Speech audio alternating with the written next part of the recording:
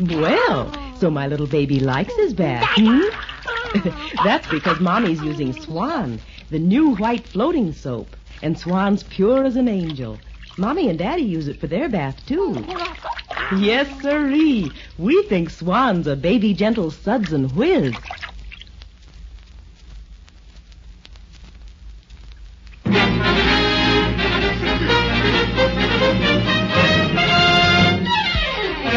Good evening. The makers of Rinso are proud to present The Mayor of the Town, starring Lionel Berrymore.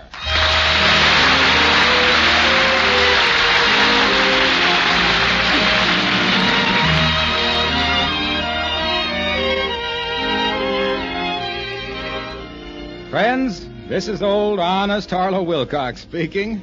Now, I'll admit that dishwashing is nobody's favorite pastime, and I'll go further. I'll admit that even our new anti-sneeze Rinso won't stack your dishes, scrape them, or put them away. But here's what Rinso suds will do. They'll make the job a whale of a lot quicker and easier. And those Rinso suds will be gentle as a breeze to your hands, and considerate of your pocketbook, too. For it costs less than a cent a day to wash dishes with Rinso. How about getting a giant size package tomorrow? That giant size holds over 4 pounds of Rinso. It's a real wartime economy. And now, The Mayor of the Town, starring Lionel Berrymore.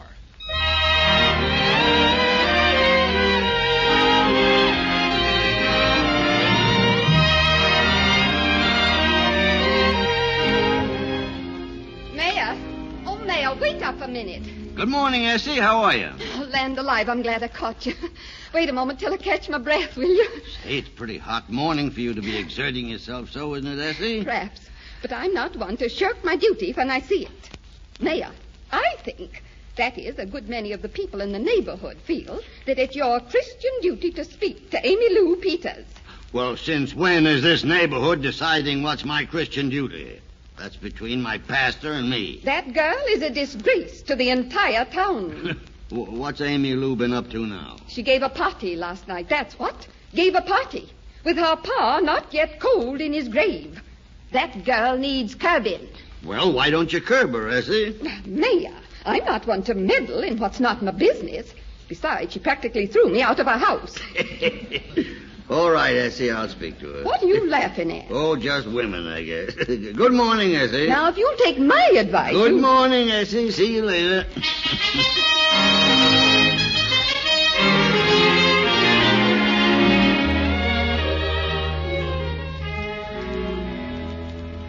Hi there, Mayor. Hello, Amy Lou. You mind if I sit down a minute? Help yourself. I hear you had a big party last night. Yes, I did. Anything wrong with that? No, I guess not. Seems kind of strange to some of the folks, though. Pa wanted me to have a party. He left me $50 in cash just for that. Amy Lou, he said, you had the best doggone party that ever was in this town. I don't want you sitting around moping. So I did. I gave the old hen something to talk about anyhow. How's Jim? I wouldn't know. We just don't move in the same circles. Uh-oh. Another fight? Did you invite him to your party? I had to be polite, didn't I? I was very relieved that he couldn't come. Ah, the fighting Irish. They fall in love with someone they detest every time. Did you know he leaves for camp next week? No. I'm surprised he has the nerve. You know, Amy Lou, you could be polite to Jim once in a while. Listen, Mayor. I am what I am, and anybody that doesn't like it can keep out of my way. I won't be around here much longer anyhow. I'm going overseas with the nurses' unit. Overseas? Sure. There's a war on. I'm a trained nurse, and they can use me. I had to report in the morning. Well, then you must come up to the house for dinner tonight. I'll tell Marilli to fix up something special. I don't know. I got to pack. See you at 7. Now, don't be late.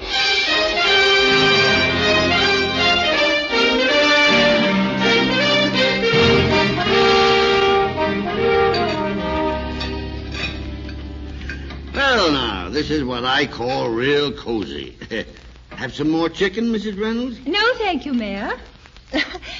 You may be called upon to perform a wedding soon. Oh? Yes, Jim and Cynthia Drew have been seeing a lot of one another. Mother, please. Oh, I forgot. Of course, you and Amy did used to see something of one another, didn't you? But you were both children then. I'm sure Amy Lou has lots of beaux now. Yes, Amy Lou's about the most popular girl in town. Well, Cynthia's very popular, too. Cynthia. Who cares whether Jim marries 20 Cynthias? Well, really, my dear. I think we all grant Cynthia's a very pretty and popular girl. How are your rose bushes this year, Mrs. Reynolds? Oh, stuffed shirts.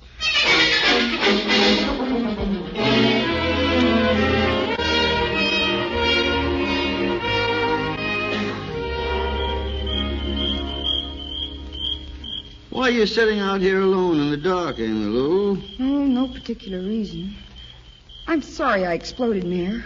I was getting ready to explode myself. I never did like Cynthia Drew. She squalled more than any baby I ever saw. Oh, look, it's a full moon.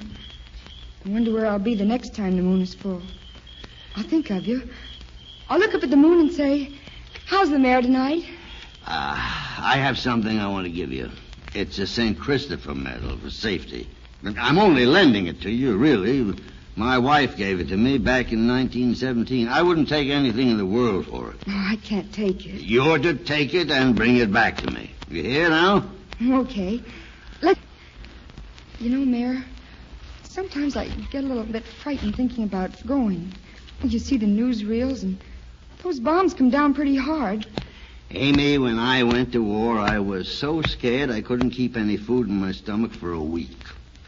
You know what it is? It's for things you haven't done yet, and of all the familiar things being suddenly blotted out. Well, it is terrorizing. And what do you do when you feel like that? Oh, you pray a little bit.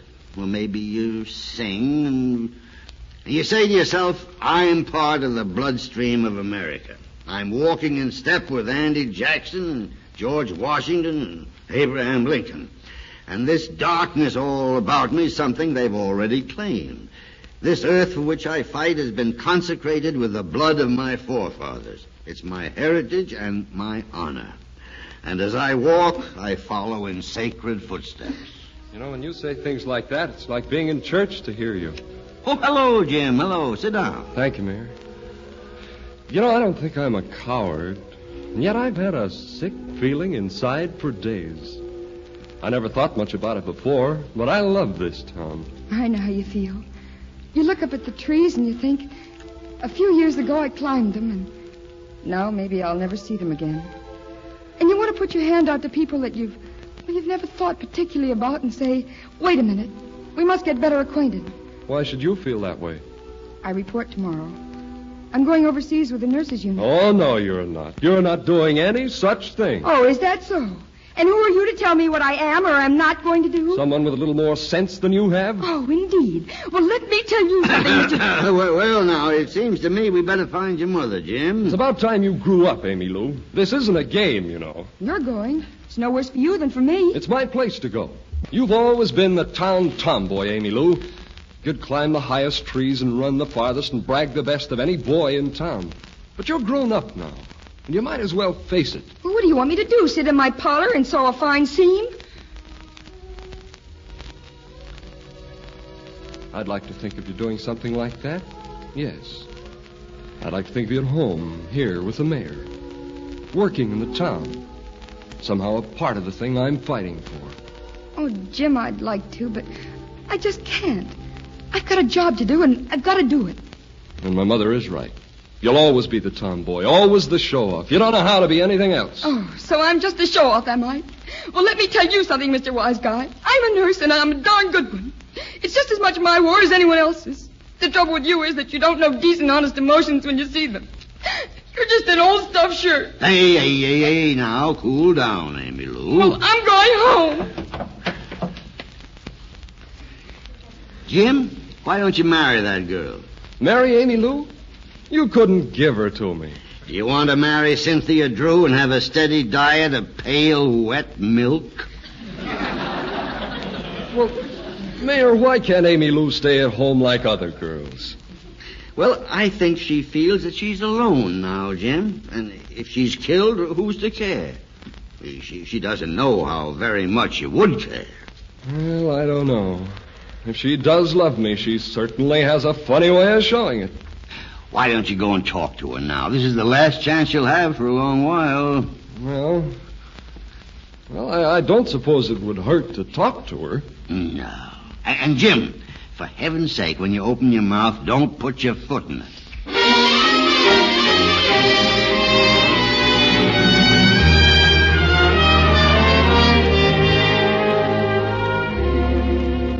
Hello, Mayor. I didn't know if you'd still be up, but I thought I'd come by and see. Oh, Amy Lou. Oh, I was just sitting here, thinking. Sit down. You going to marry Jim? How did you know he asked me? It's written all over your face. And there was a time that if Jim had asked me to marry him, I'd just curled up my toes and died, I guess. But now... Oh, Mayor. Here, now. That isn't like you, Amy Lou. Why does everything have to happen when it's too late? All my life I've been waiting for this day. Oh, Mayor, I want to stay so badly now. I want to marry him and go wherever he goes for as long as I can. I could do that now. It isn't too late.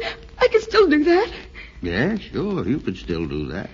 I'd like the ring on my finger and his name in my heart. Oh, Mayor, I'm going to stay. I've got to stay. Maybe I'm being soft. Maybe it's weak. But I can't give him up. Amy, listen to me. Now, stop crying. Now, listen to me. Jim leaves next week. In a month, he may be on the Solomon Islands or Hawaii or Australia. It'll be for you to read the papers and wonder night after night, day after day, where he is. It'll be for you to watch the newsreels, listen to the radios, until you feel the hot breath of the cannon. Until you wake at night screaming, seeing him fall. And what can you tell your heart? What can you say when you look down at your hands and know there's healing in them? That those hands have it in their power to save 1,000 Jims. Oh, I can tell you to stay. Sure, I can say, yes, other girls are staying at home while their husbands fight. But they don't have your gift of healing. Could you sleep reading the lists of the dead and wondering how many of them might have been saved if there had been more nurses? Can you bear to think of Jim being wounded and no one to nurse him? I knew it all the time. I knew the answer while I was fighting it. But for a moment, all my dreams were suddenly before me. You must go and have faith that this will all turn out as we pray it will. And that you two can be together again. Look, it's almost morning. Yeah, yes, it is. I'm not very good at saying things myself, but I've always looked up to you. I've always thought if I were a man, I'd like to be like the mayor. And there's something like a rock about you. Something to hold on to. Well, I've got to run. I haven't packed anything yet. You bring that medal back to me now. Oh, sure thing. Well, tell the old town I'm off to the wars. I'll send them a scalp to hang in the city hall. Be a good girl now, and don't take any foolish chances. I'll send you a card from Tokyo and say, talk about that spirit of 76. Just wait until they record the spirit of 42.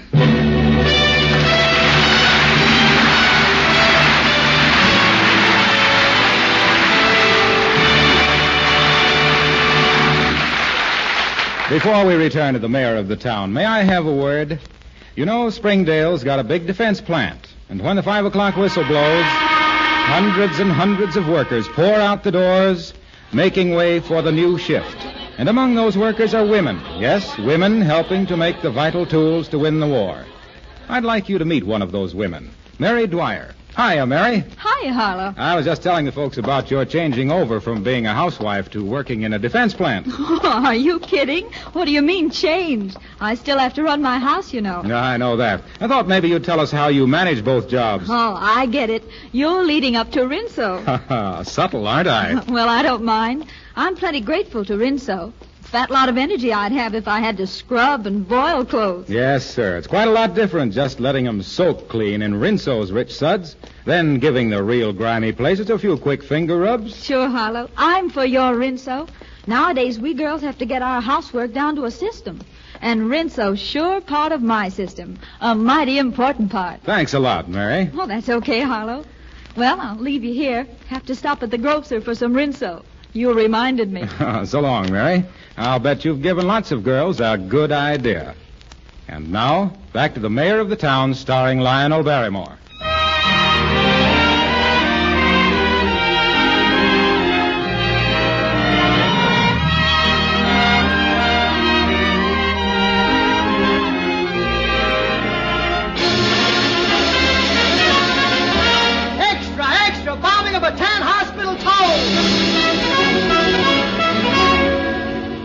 People of Springdale, I beg you, put every cent you can into war bonds.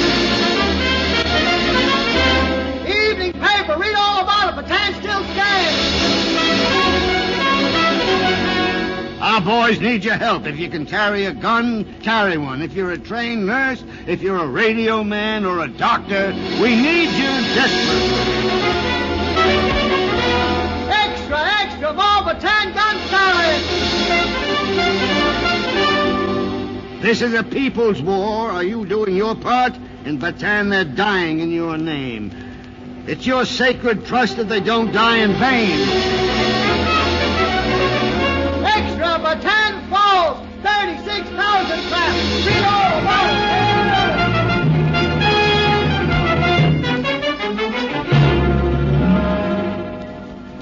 it. Good morning, Doctor. How is she? She's rallying. She's a strong little thing. Not many people with a wound like that could have stood that trip back. She's some kid. They say she went right out in the line of fire to help some of the men. Yeah, sure. She's a great youngster. May I go in now? Yes, but only stay a few moments. All right, Doc. All right. Hello, Amy Lou. Hi, Mayor. How's tricks? Oh, pretty good. I brought your medal back. I knew you would. How do you feel? Oh, sharp as a gun sight. I'll be out of here in another week. You've got everyone in town talking about you again. Leave it to Amy Lou, they're saying. You're kind of a hero. Yeah, quite a hero. I'll probably be court-martialed. They're saying that, too, aren't they? Well, I wouldn't worry too much about it. I did disobey orders. There's no getting around it. But I got so doggone mad. There were kids in those foxholes that needed treating, and they wouldn't send a girl out in the line of fire. Oh, I asked to go, and they said no, so I went anyhow. Couldn't stand watching. I had to go. In all my life, I have known no single act of greater courage on any woman's part. Oh, gee, this is the second time you've made me cry. Well, it wouldn't hurt you to cry a little more often. It isn't good to keep things all shut up inside you all the time. You try not to be a woman out there. You try to think and act like a man, but you can't do it. One has hair like a boy you knew, and someone else has a voice like a voice of love.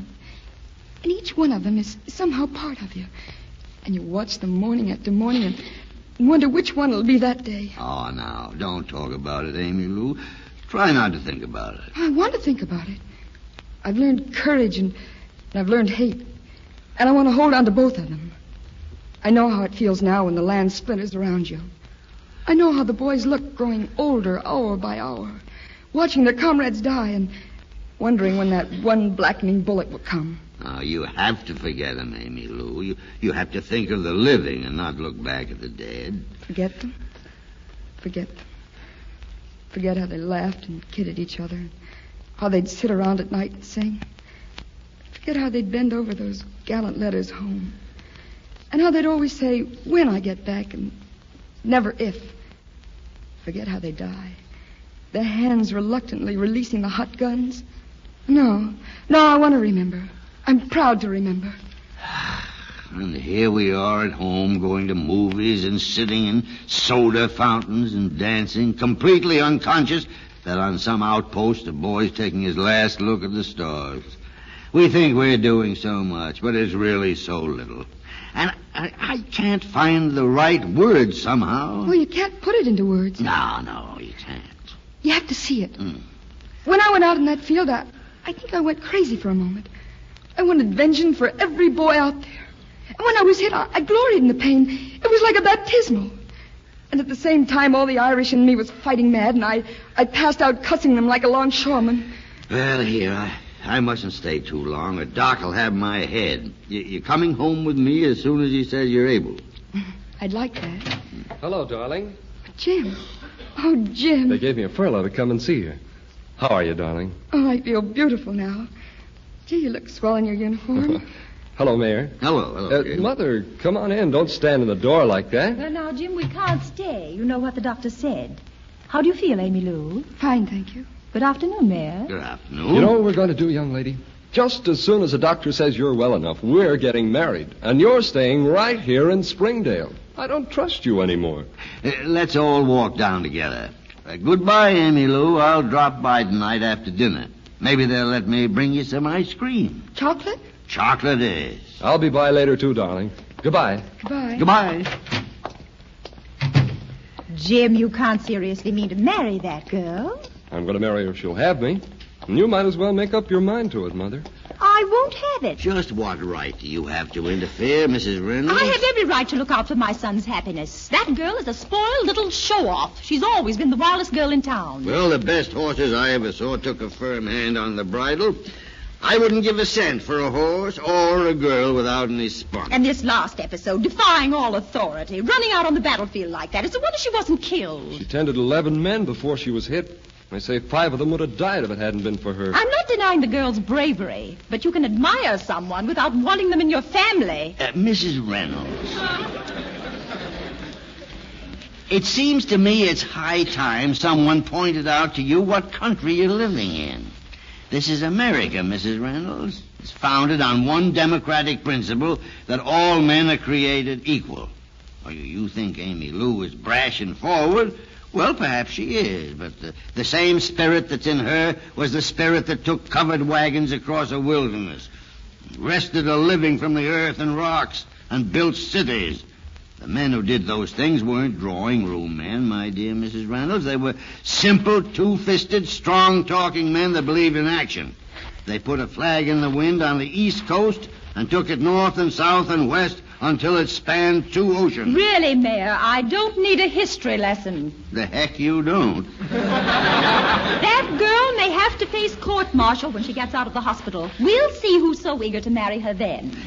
Mrs. Reynolds, I shall be grateful to you if you no longer address any remarks to me now or in the future.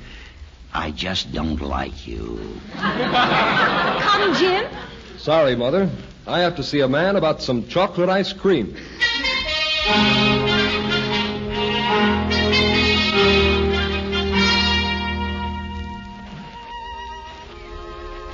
Here, darling, let me tuck the robe around you. Maybe it's too chilly for you out here on the porch. Oh, no, I want to sit here. I was down looking at those new houses on Maple Street. There's one I want to show you. And Amy Lou, I want you to promise that you're going to stay here and marry me. Oh, Jim, it's unlucky to make promises. This place on Maple Street, it has a big yard and a huge fireplace. And the kitchen is yellow. You always liked yellow. Amy Lou.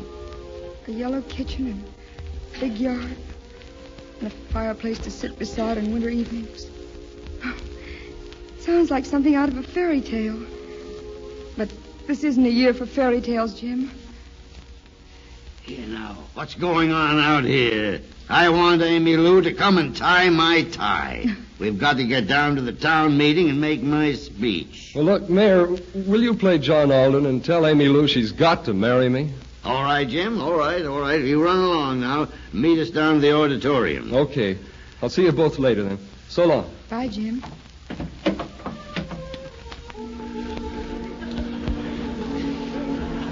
I wish I had a mother now. I wish I could sit on the floor with my head in her lap and bawl my head out. Every time I think of Jim, I want to cry. Then you're not going to marry him? There's a ruling in the service that nurses can't be married. Oh. You're very young. I wish you weren't so young. I'm 3,000 years old inside. Oh, Mayor, I've fought now. I've earned the right to stay home. If I go, there's a house on Maple Street that I'll never see. I want that house. I want its arms about me. You see, this time I won't come back. I know it in my heart. Oh, what a strange world it is. What a heartbreaking one. Tell me to stay. Say it's right for me to stay. That's all I need. If you'll only say it's right for me to stay. Oh, I don't know what to say to you. Because what I want to say and what I must say are bitter things within me. On one side, I see a young lady crying on my porch, and to that young lady, I want to say, take your happiness. Love doesn't come often, and you've waited a long time for this. But on the other side, I see a nurse from Bataan. A nurse that has seen the wounds and the heroism of her countrymen. And to that nurse, I must say, you can't live here with the memories that would haunt you now. The path you chose, you must follow to its end. You know it's hard. You know how hard it is. Oh, of course I know how hard it is. Now, come on, powder your nose and let's go and make my speech.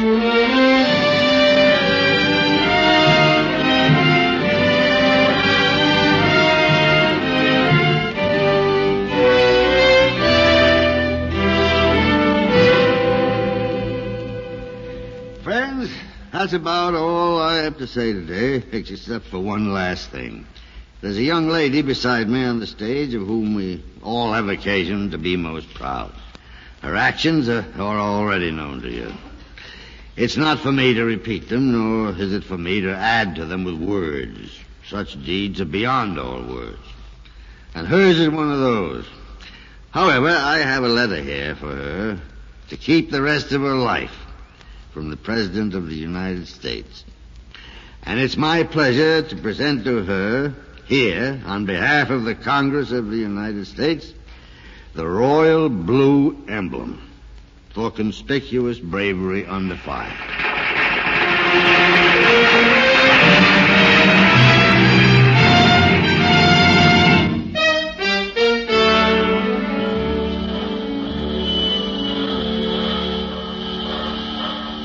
Well, goodbye. Goodbye, Amy Lou.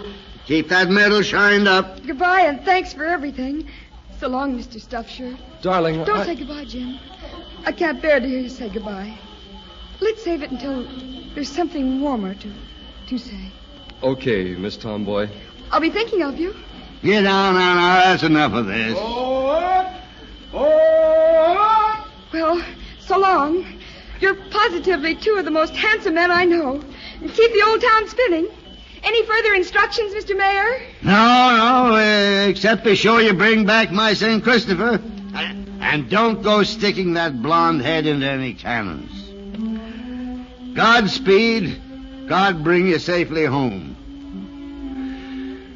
God bring them all safely home.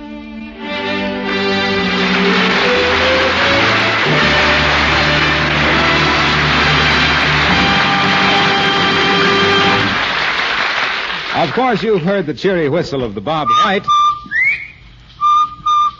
And everybody loves the dazzling brightness of a wash that's... Rinso white, Rinso white. No wonder the birds sing about that famous Rinso White. After all, Rinso's the only soap that's recommended by the makers of 33 leading washers.